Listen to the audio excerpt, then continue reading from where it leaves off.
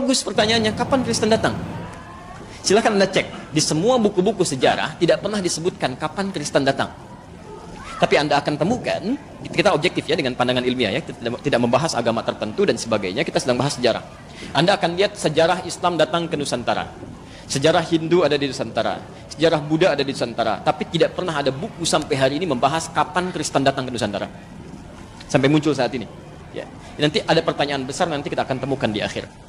Nah, sekarang kalau pertanyaannya, kapan Kristen ada? Ya? Kemudian, pelan-pelan, apakah hanya 3 atau 4 ini saja kepercayaan yang muncul? Benar.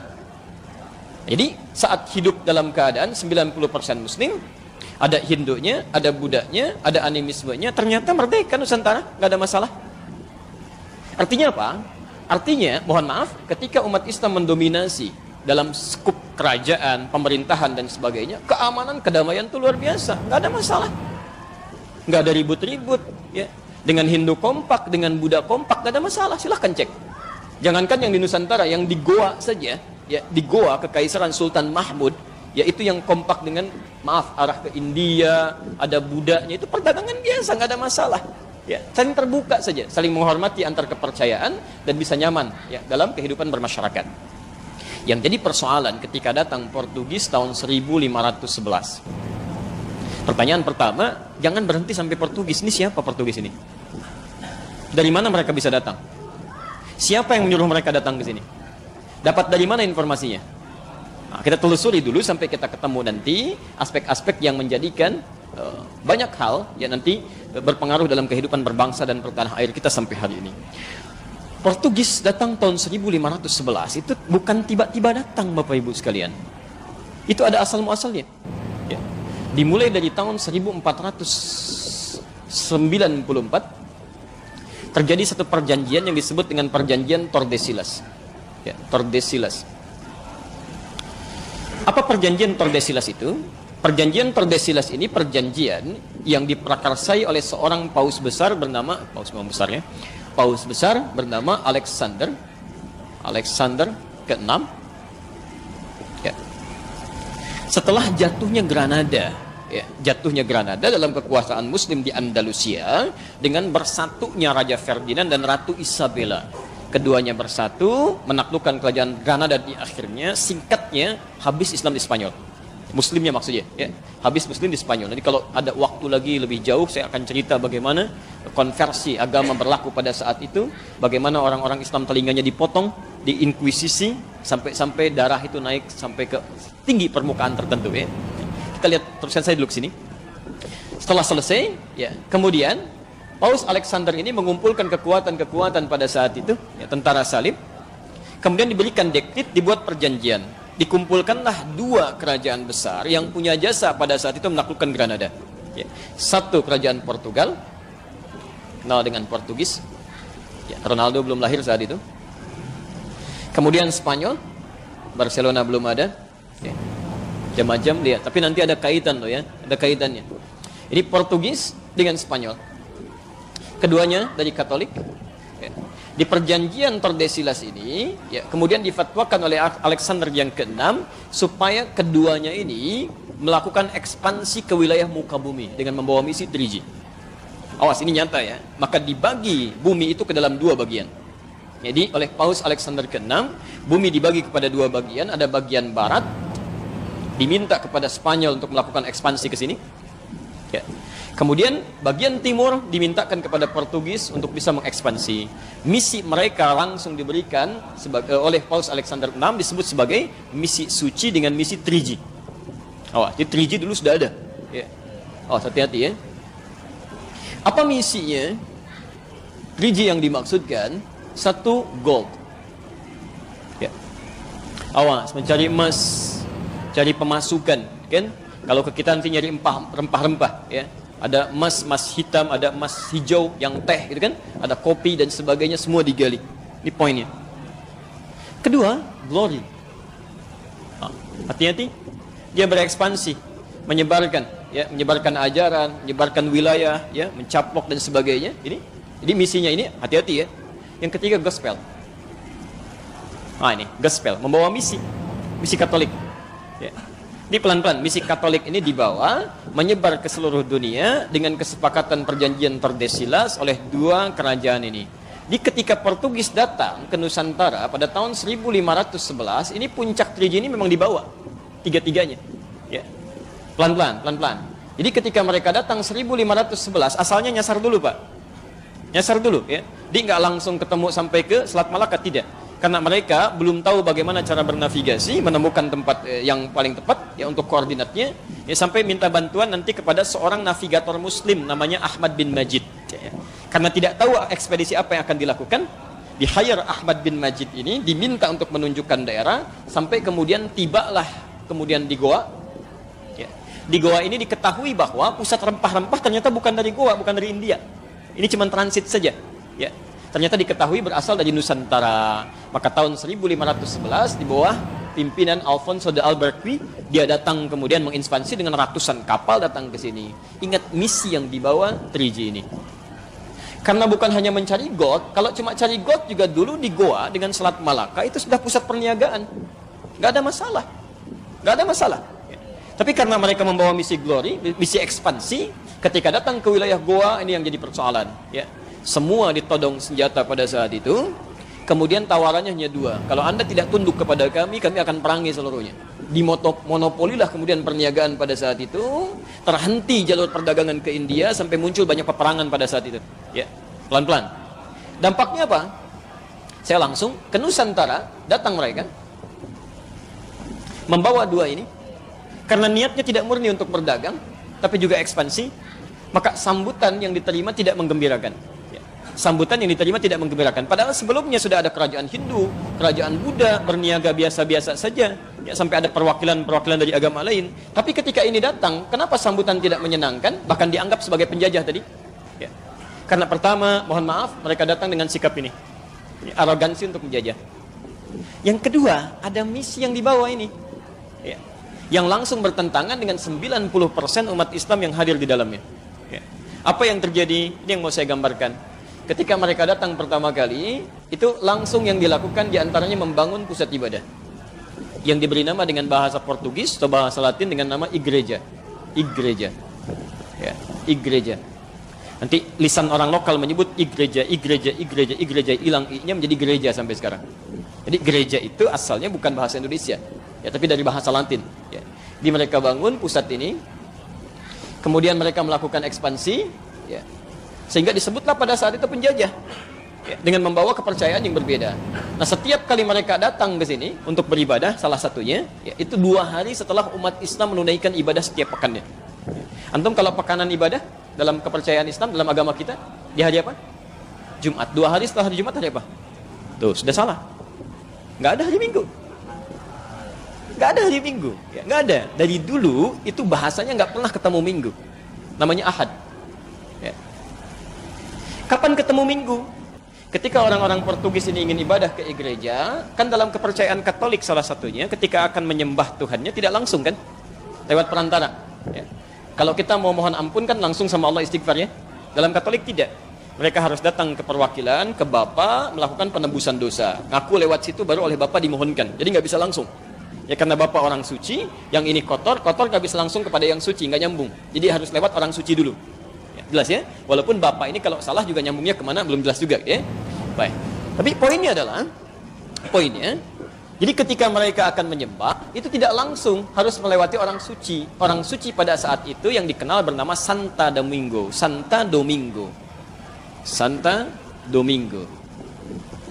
Ya. Jadi ketika mereka 2 hari setelah orang Islam pergi ke gereja, orang bertanya ini mau kemana? Ya, itu mau ke Santa Domingo, nyembah Santa Domingo. Ya.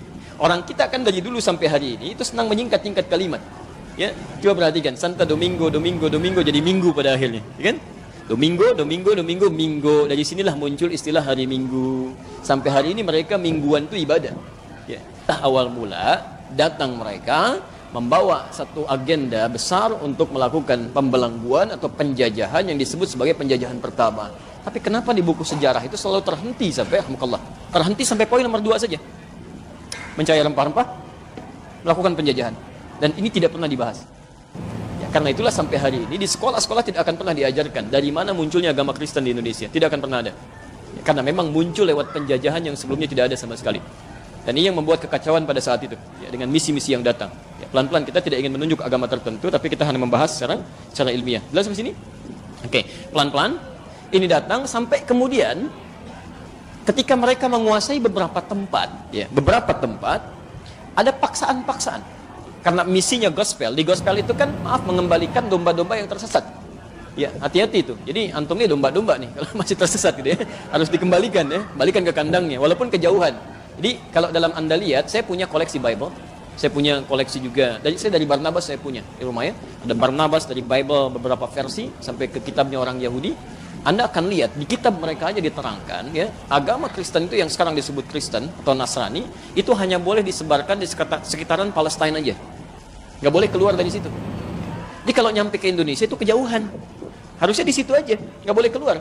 Ya, karena yang harus diambil itu hanya diluruskan, kembalikan ke tempat-tempat di mana Nabi Isa alaihissalam itu dilahirkan, sekitaran itu aja, ya, Bethlehem dan sekitarnya. Ya. Yang jadi persoalan sekarang, ketika datang karena punya misi tadi, maka mulai ngajak-ngajak, tidak cuma sekedar ngajak.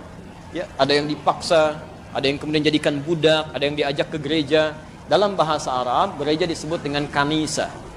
Dan orang tua kita dulu sebelum ada Indonesia itu terbiasa dengan bahasa Arab, ya, terbiasa. Karena sistem yang digunakan, mereka belajar dari Mekah, guru-guru pada datang dan sebagainya. Dan bahasa Arab sudah familiar pada saat itu, termasuk dengan bahasa Melayunya. Maka ulama-ulama kita pada saat itu, termasuk nanti sampai zamannya Kiai Haji Muhammad Hashim Asy'ari, memberikan fatwa tentang fenomena yang muncul pada saat itu. Yang paling gampang ya, paling gampang, saya tunjukkan bukti yang paling ilmiah. Kiai Haji Muhammad Hashim Asy'ari itu menulis 19 kitab. Beliau yang mendirikan Nahdlatul Ulama tanggal 31 Januari 1926. Menulis 19 kitab. Di kitab keduanya namanya Risalah Ahlus Sunnah wal Jamaah. Antum buka halaman ke-14, posisi paling kanan, paragraf pertama, baris 1 sampai dengan baris yang kelima. Oke. Oh, hati-hati ya, namanya Risalah Ahlus Sunnah wal Jamaah dan ditulis dalam bahasa Arab. Ahlus Sunnah wal Jamaah. Sebelumnya di halaman 99 beliau memberikan prolog. Halaman 9 posisi paling kiri sebelah atas diberikan bab faslun, kata beliau, fasal awwalu dhuhuril bid'ah fi ardi Jawa, tentang awal kemunculan bid'ah di tanah Jawa. Bid'ah yang disebutkan di sini bukan masalah fikih, tapi akidah, kepercayaan menyimpang, wantisyaruha, dan penyebarannya di pelosok Jawa, wal mubtadi'in, dan tokoh-tokohnya. Di halaman ke-14 ya, posisi paling kanan paling atas disebutkan, mohon maaf ya, wa minhum, dan diantara mereka ada orang-orang yang ikut-ikutan ke kanisa, ilal kanais, ke gereja. Ada fatwa keluar, ya, sudah ikut-ikutan. Bahkan kata beliau, ya mungkinlah, mengenakan pakaian bizayyihim, dengan pakaian-pakaian khas mereka. Ya, ada yang pakai topi, ada macam-macam dan sebagainya. Ada yang di bawah. Itu langsung diberikan fatwa. Kata beliau dengan sangat tegas sekali kalimatnya, sangat tegas ya. Itu tidak diperkenankan, kata beliau, haram dan menyerupai orang kafir. Keluar fatwanya. Nah, ini maksud saya ingin sampaikan bahwa ulama-ulama yang merespon nanti ketika melawan penjajahan ini, motifnya bukan hanya sekedar ingin mengambil makna nasionalisme, bukan. Ya. Orientasi para ulama dulu, selain ingin mendapatkan kemerdekaan, tapi poin utamanya untuk ibadah. Ya, karena Allah. Ingat, masih ingat perbedaan dulu yang saya sampaikan? Beda orang Islam dengan non-Muslim, semua aktivitasnya mesti menjadi ibadah. Makannya ibadah, minumnya ibadah. Termasuk para ulama dulu motivasinya menyerang orang-orang ini, mempertahankan izzah, itu bukan cuma sekedar membela sampai menghadirkan Indonesia, bukan. Tapi motivasinya bagaimana beribadah kepada Allah Subhanahu wa taala. Karena itu akidah dia jaga, kan, perjuangan fisik dia kemudian lakukan, dan seterusnya. Sampai kemudian datanglah persaingan. Ya. Mulanya datang Prancis, sampai kemudian Spanyol yang paling kuat. Hati-hati, materinya sangat penting ya. Ya, sangat penting. Saking pentingnya nggak bisa dihapus tuh, agak susah. Ya. Baik. 1521 Miguel Hans ya datang membawa pasukan Spanyol. Pasukan Spanyol tadi masih ingat ditugaskan kemana? Oleh Alexander ke barat. Cuman di barat gak ada apa-apa, kosong ya. Amerika belum ditemukan, gak ada macam-macam, kosong. Jadi dia merasa gak ada sesuatu yang didapatkan. Akhirnya melihat perkembangan Alfonso yang ada di timur, kok bagus nih, prospeknya bagus, maka diikuti. Maka dia masuk lewat Kepulauan Sulu yang sekarang bagian Filipina bagian selatan itu, ya, pada tahun 1521. Filipina juga dulu Muslim. Ya, antum harus tahu artinya Mindanao itu apa. Ya, ada Mindanao, Islamabad, orang cuma tahu kalimat-kalimat apa. Istanbul itu kan kota Islam. Ya, kota Islam Madani, kan? Jadi kerajaan-kerajaan Islam itu sudah berkembang di sekitaran-sekitaran itu. Ya. Spanyol masuk, kan? Kemudian melakukan penjajahan di situ. Nah ini Portugis merasa ada ancaman, khawatir ada persaingan di situ, maka kemudian dia membuat benteng-benteng di sekitaran tepian pantai, termasuk juga benteng daerah Sunda Kelapa. Maka dibangunlah kemudian benteng besar di situ, kan? Di kisaran tahun 1521 ketika dia datang, Alfonso datang, ya pelan-pelan. Magellan langsung saya datang ke sini 1521 mereka bangun kemudian benteng besar di Sunda Kelapa. Sekarang Sunda Kelapa daerah mana?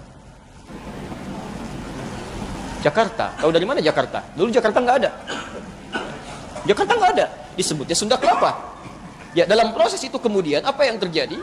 Karena sudah mulai datang ke daerah sini, pelan-pelan ya, pelan-pelan. Membawa misi-misi yang tadi juga, orang dipaksa bikin benteng, akidah sudah dihancurkan, merampas macam-macam.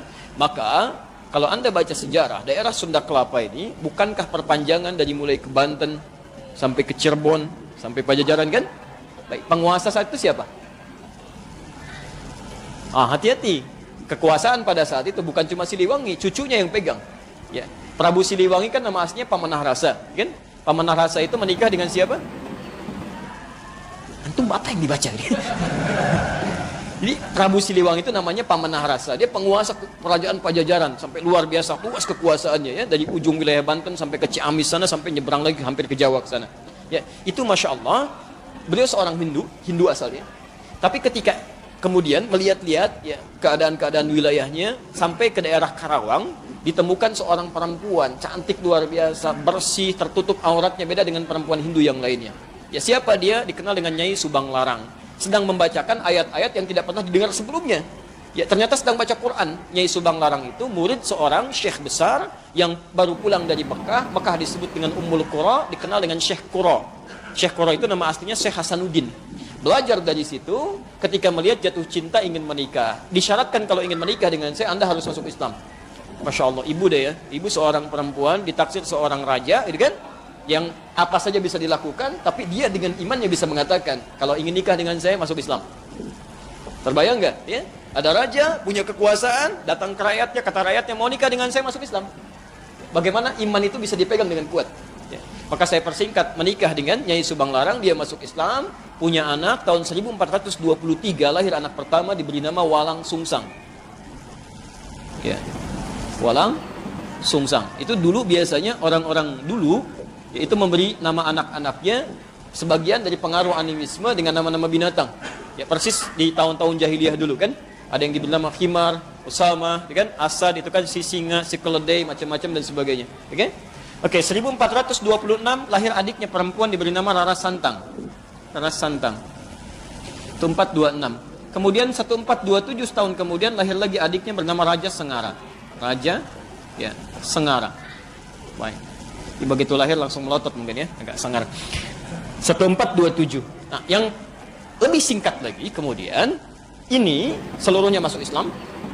Ketika masuk Islam kemudian hijrah ke Mekah untuk berhaji, Walang Sungsang dengan adiknya dulu Rara Santang ini tinggal. Ya. Ketika hijrah ke Mekah itulah berganti nama, Walang Sungsang berubah menjadi Abdullah Iman. Abdullah Iman. Sementara Rara Santang berubah nama menjadi Syarifah Mudaim. Syarifah Mudaim.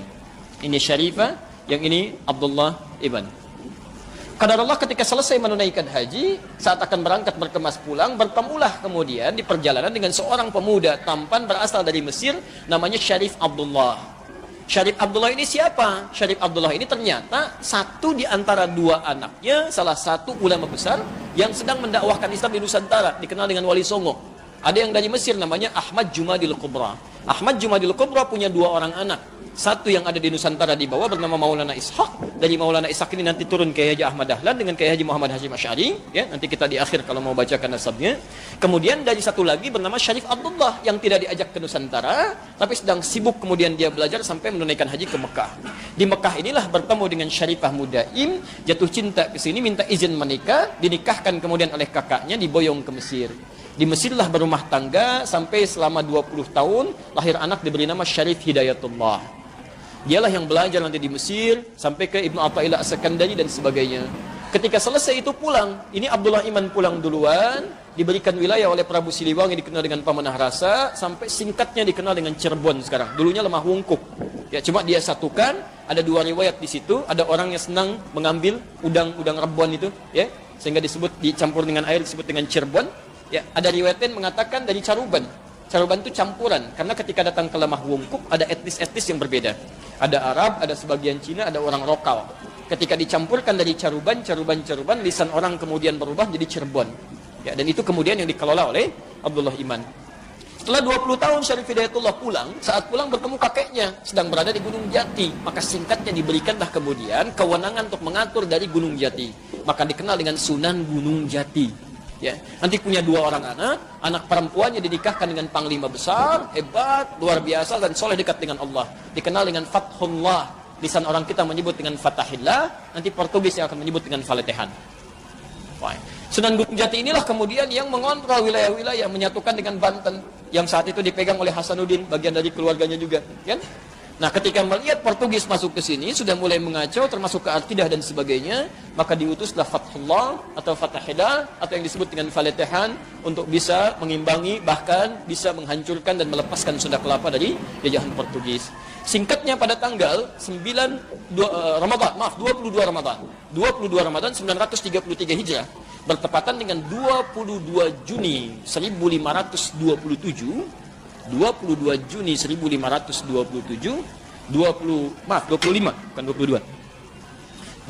Juni atau 22 Ramadan ya, Ramadan 933 Hijrah. Dengan izin Allah Subhanahu wa taala ini ditaklukkan. Anda harus ingat sebelum berangkat itu Masya Allah mereka kaidah-kaidah jihad, berwudu dulu kan? Kemudian salat, memohon kebaikan pada Allah Subhanahu wa taala, membersihkan niat. Dengan izin Allah ditaklukkanlah ini. Ketika ini selesai, ditaklukkan, selesai singkatnya Portugis kalah, maka mereka mulai berpikir, apa yang akan kita namakan dengan nama kota ini? Maka setelah mereka merenungkan, tidak mungkin ini terjadi kecuali karena izin Allah Subhanahu wa taala. Dalam Islam tidak ada penyerangan. Ya, tidak ada penyerangan, tidak ada tembak lukai orang, tidak. Hanya bertahan dalam kebaikan. Karena itu Islam tidak pernah mengenal ekspansi, tapi disebut dengan Fathu Makkah, pembukaan kota Mekah. Kita harus buka Sunda Kelapa ini karena ini daerah kita dijajah oleh orang. Kita harus buka lagi.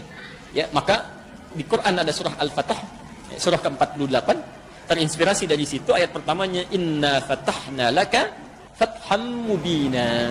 Terenungkan dari sini tidak mungkin kalau dengan izin Allah kita mendapati fathah ini. Maka diberi namalah kemudian nama Sunda Kelapa ini dengan Fatham Mubina. Fatham Mubina itu kemenangan yang sangat luas ya. Dalam bahasa lokal disebut dengan Jayakarta. Jadi Jayakarta itu bahasa Quran.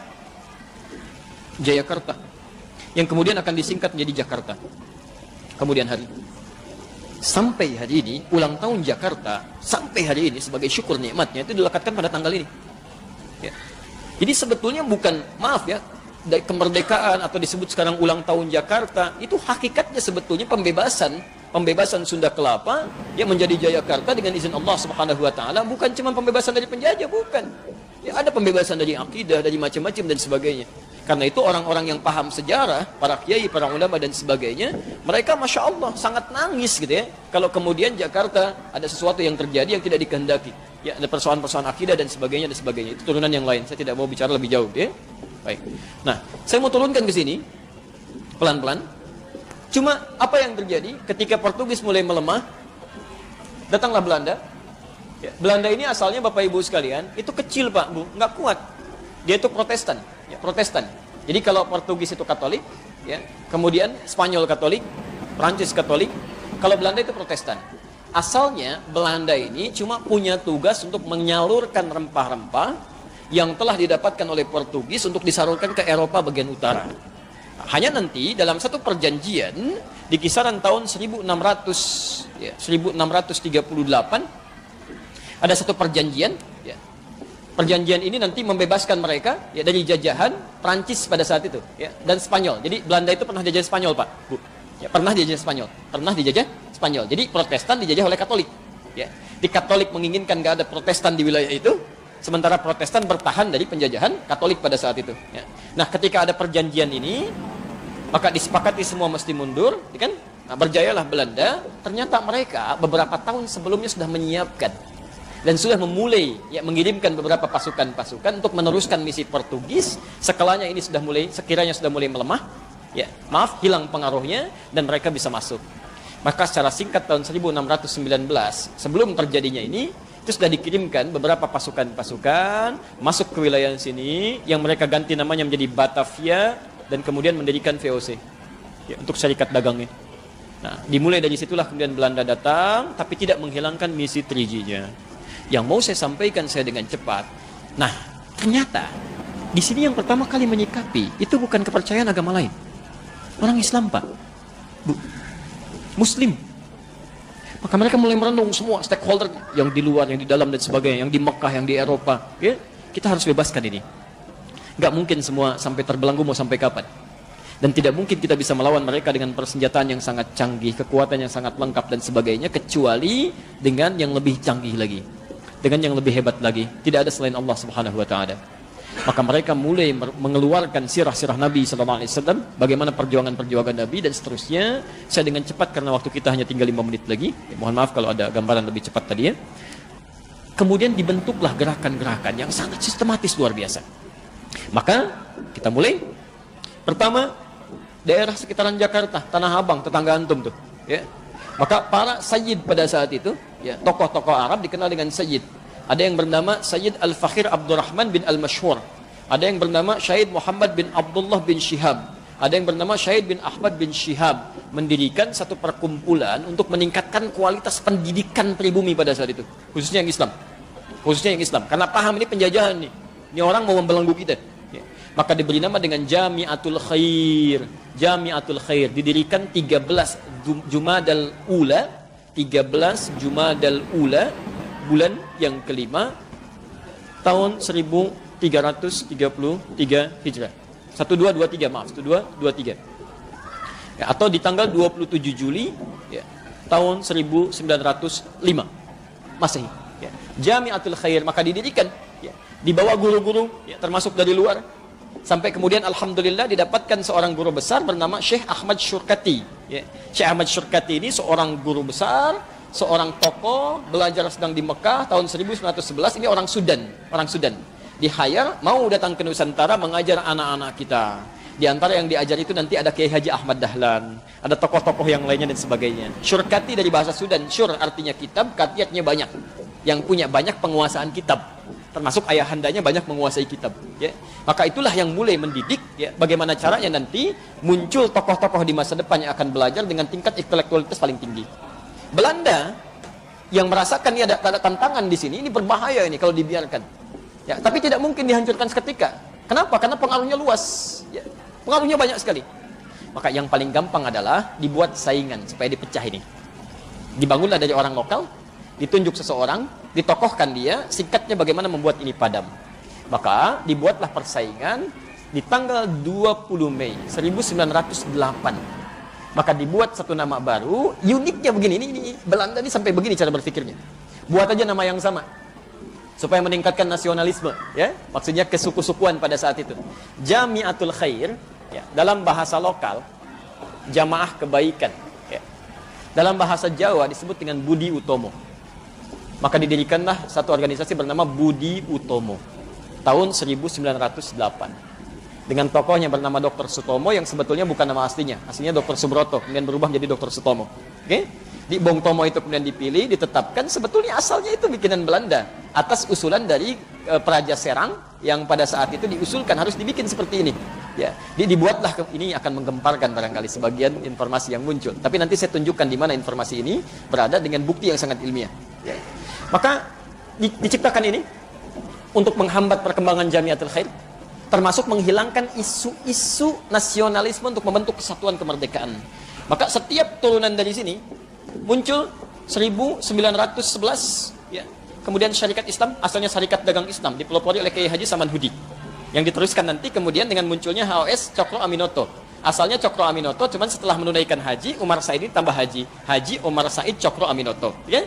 Jadi secara bersamaan ada yang di Jakarta, ada yang di Surakarta Samanhudi, ada yang di Surabaya, HOS Cokro Aminoto. Ya kan? Ini semua bergerak bersamaan dan sekali lagi takut Belanda. Takut ini kalau berkembang luas di bahaya pergerakan ekonomi ini. Dikhawatirkan seperti terjadi revolusi Cina yang terjadi tahun 1911 diprakarsai oleh Dr. Sun Yat-sen. Ya, mereka bisa berhasil karena ditopang oleh Cina Muslim, Pak. Ya, Cina itu dulu ya. Cuma sekarang sejarahnya dirubah. Kalau antum lihat film-film revolusi Cina itu, ya, itu yang ada Donnie Yen dan sebagainya, gitu kan? Yang kemarin beberapa pekan lalu ditayangkan itu sudah berubah itu. Yang ditampilkan baratnya, ya, bukan sisi kebaikannya. Nah, ini mereka khawatir, maka dibuatlah saingan Syarikat Dagang Islamia. Ya. Jadi yang ini dibuat Budi Utomo, yang sana dibuat Syarikat Dagang Islamia. Tapi ternyata dengan izin Allah, siapa yang tulus itu yang langgeng. Ini langgeng, yang dua tadi hancur. Coba antum bisa nggak temukan sampai sekarang? Saya mohon maaf ya, alumni dari sini, Jamiatul Khair, Kiai Haji Ahmad Dahlan, bisa mendirikan Muhammadiyah. Berapa sekolah yang telah beliau bangun? Sampai hari ini. Universitasnya, rumah sakitnya, segala ini didirikan dari sini. Sampai mendirikan Muhammadiyah itu pada tanggal berapa? 8 Zulhijjah 1330 Masehi, 18 November 1912, ya. 1330 Hijriah, 1912 Masehi. Baik, itu sampai sekarang ada. Tapi apakah saya mau tanya, antum pernah dengar nggak sampai sekarang sekolah Bung Tomo? Ormas sampai nggak ada, karena itu bikinan. Dan yang paling menarik dalam setiap konferensi Yong Java dan sebagainya itu selalu mengatakan tidak boleh ada persatuan, nggak ada bangsa Indonesia. Kalimat bangsa Indonesia itu dibawa oleh orang-orang alumni sini. Dan termasuk yang paling menarik, salah satu muridnya Haji Omar Said Cokroaminoto adalah Insinyur Soekarno. Itulah yang dilatih oleh Soekarno. Dilatih oleh Cokroaminoto bagaimana cara berorasi, bagaimana cara memetakan dan sebagainya, sampai dengan singkatnya diraihlah kemerdekaan itu. Tidak banyak orang tahu bahwa Jalan Pegangsaan Timur nomor 56 itu ketika akan melakukan satu hal yang sangat dicatat dalam sejarah yang disebut dengan proklamasi itu, rumah itu diwakafkan oleh orang Islam, orang Arab keturunan Yaman, yang kemudian oleh Bung Karno diberikan penghargaan, langsung nulis surat, langsung ditandatangani oleh beliau sendiri. Itu orang Islam yang punya. Yang sekarang jadi Gedung Merdeka itu ya, seterusnya. Itu orang Islam yang punya, diwakafkan sampai diberikan madu Bung Karno sebelum beliau proklamasi dan setelahnya. Ya. Jadi kalau Anda bertanya kemudian, bagaimana sikap seorang muslim dalam menyikapi kemerdekaan ini, kita kembalikan. Ya. Bahwa merdeka itu kan tidak diraih, mohon maaf ya, bukan dengan perjuangan semata. Kalau berjuang banyak yang berjuang. Tapi ketika mereka berjuang tidak dapat apa-apa. Mereka berjuang dengan kalimat tauhid. Saya mau tunjukkan cepat. Antum pernah lihat nggak? Pernah dengar? Ketika Insinyur Soekarno, Bung Hatta dan sebagainya ditahan oleh Belanda di sana Yogyakarta, kemudian dibuang sampai ke Bangka. Siapa yang berjuang? Yang gerilya siapa? Jenderal Besar Sudirman. Siapa itu Jenderal Besar Sudirman? Hati-hati, jangan keliru, itu seorang guru. Guru yang disiapkan oleh siapa? Perguruannya Ahmad Dahlan. Itu guru sekolah Pak. Dia angkat tanya, Masya Allah, angkat senjata gerilya dengan nama Allah. Dalam keadaan ditanduknya separuh paru-parunya, kemudian berjuang. Didapatkan sebuah kemenangan dan luar biasa. Pada akhirnya diproklamasikan, jadilah Indonesia. Kemudian dirumuskan sampai ketemu Pancasila. Pancasila itu yang merumuskan 5 orang. Siapa yang 5 orang ini? Semuanya orang Islam. Semuanya orang Islam. Silakan. Dari mulai bapaknya Gus Dur, ya, kayak Haji Wahid Hashim. Kemudian nanti ada Ki Bagus Hadikusumo, ada Mr. Kasman Singo Dingweju. Semuanya orang Islam. Sampai disebutkan dari situ sila pertamanya apa? Ketuhanan yang Maha Esa, dan tidak ada tafsir lain dari ketuhanan yang Maha Esa kecuali kepada Allah Subhanahu wa taala. Jadi intinya seperti orang-orang dulu mendapatkan kemerdekaan dengan kalimat tauhid, dengan kalimat Allahu Akbar, mereka tingkatkan ibadahnya, salatnya, puasanya, macam-macamnya, maka seharusnya kita dalam mengisi makna kemerdekaan ini khusus bagi seorang muslim adalah dengan meningkatkan ketakwaan dan ibadahnya kepada Allah Subhanahu wa taala. Barangkali itu yang ditunggu oleh Allah supaya orang Islam ini di Indonesia banyak-banyak tobat, banyak ibadah dengan baik, memperbaiki semua kehidupannya, dan insya Allah akan diturunkan keberkahan dan solusi-solusi oleh Allah Subhanahu wa taala dari kesulitan yang mendera kita sampai saat ini. Itulah, dan tidak cukup dengan amin, karena kita harus mulai bagaimana kita bisa meningkatkan semuanya itu, ya.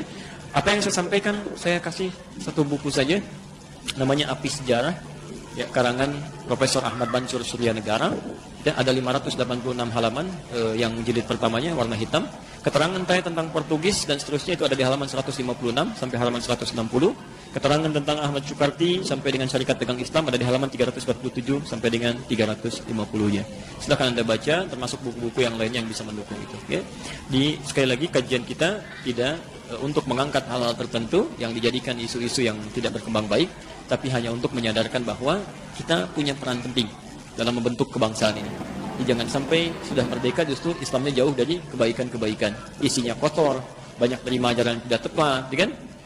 Mohon maaf, bendera merah putih dijahit oleh siapa? Salah antum. Fatimah namanya. Namanya Fatimah. Seperti seorang ulama besar di Bengkulu, anak seorang tokoh Muhammadiyah. Termasuk isinya Pak Karno pertama kali, Otari. Otari itu anaknya Pak Cokroaminoto. Isi pertama Bung Karno. Di Masya Allah itu dijahit dengan penuh ketakwaan, jahit dengan penuh niat yang tulus, sampai merah putih itu gambaran dari keislaman juga. Satu bendera yang dikobarkan selain warna hijau. Ya, jadi sesungguhnya semuanya itu muslim. Itu tidak tepat kalau kemudian, mohon maaf ini bahasa kami yang harus sampaikan secara tulus supaya kita benar-benar merenunginya. Tidak tepat bendera yang dijahit dengan penuh keimanan, ketakwaan, dikorbankan dengan darah para syuhada, kemudian tiba-tiba diarak dengan kereta yang dihadirkan dengan melalui proses kemusyrikan. Kemusyrikan itu luar biasa. Ya, itu sesuatu yang salah, ya kan? Silakan Anda mau arak dari Monas, mau arak dari Merauke, mau arak dari Banten dan sebagainya, tapi tolong jangan sertakan hal-hal tertentu yang tidak terkait dengan, maaf, kemurnian akidah-akidah yang telah dibangun susah payah sejak dulu. Ya, jadi maksud saya, mari kita doakan para pemimpin-pemimpin kita, para ulama-ulama kita, sehingga bisa istiqamah dalam kebaikan-kebaikan itu. Ya. Saya kira itu materi kita hari ini. Baik ya, mudah-mudahan ini sudah lewat 5 menit. Ya, ada hal yang didapatkan. Saya tutup dengan janji saya tadi menyampaikan nasab Kiai Haji Muhammad Hashim Asy'ari bin Abdul Wahid bin Abdul Halim. Abdul Halim nama aslinya Pangeran Bendawa, rahmatullah, dikenal dengan Sultan Hadiwijaya. Nama lainnya Joko Tingkir bin Abdul Rahman bin Abdul Fattah bin Abdul Aziz bin Raden Ainul Yakin. Raden Ainul Yakin itu dikenal dengan Maulana Ishaq. Di Maulana Ishaq inilah bertemu nasabnya dengan Kiai Haji Ahmad Dahlan yang nama aslinya Muhammad Darwish. Ya, kemudian beliau bersaudara dengan Muhammad Hashim Asy'ari, belajar ke Kiai Haji Soleh Darat di Semarang, dilihat sebagai dua murid yang sangat brilian, mudah memahami persoalan, langsung dikirim ke Mekah, belajar pada Syekh Ahmad Khatib. Konon ada yang menyebutnya dari Minangkabau, disebut Al-Minangkabawi. Konon ada yang menyebutnya dari Sambas, dikenal dengan As-Sambasi. Ketika pulang diganti namanya Muhammad Darwish menjadi Ahmad Dahlan.